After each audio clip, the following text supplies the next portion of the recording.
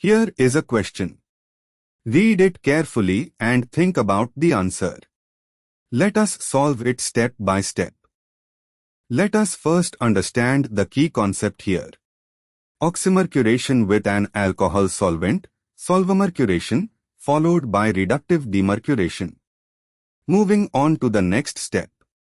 The first reagent is mercuric trifluoroacetate, CF3CO2 to Hg, dissolved in ethanol, CH3CH2O, as solvent.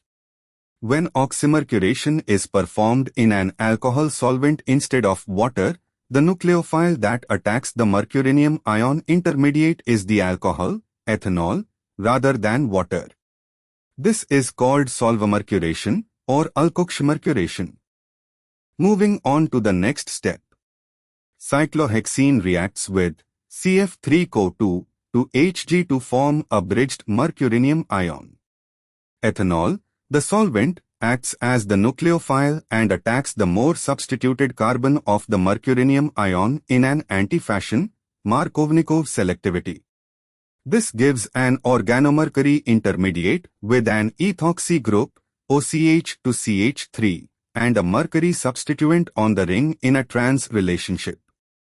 And for the final step, treatment with NaBH4 in base replaces the CHG bond with CH, with retention of configuration at that carbon. The overall process proceeds with overall Markovnikov regioselectivity, and anti-addition is not always strictly maintained in the product after demercuration. The net result is Markovnikov addition of ethanol across the double bond, OH ends up on one carbon and H on the other. For cyclohexene, a symmetric alkene, both carbons of the double bond are equivalent, so Markovnikov selectivity gives the same carbon bearing the OH group as would anti-Markovnikov. The product is ethoxycyclohexane, cyclohexyl ethyl ether, a cyclohexane ring bearing a single OCH to CH3 group. Why other options fail? A. Cyclohexanol would be the product if water were the solvent, standard oxymercuration reduction. Here the solvent is ethanol, not water.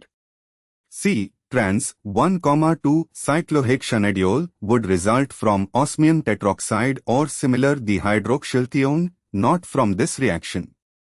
D.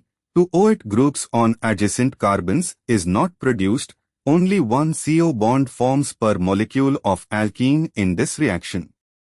Therefore, the correct answer is B.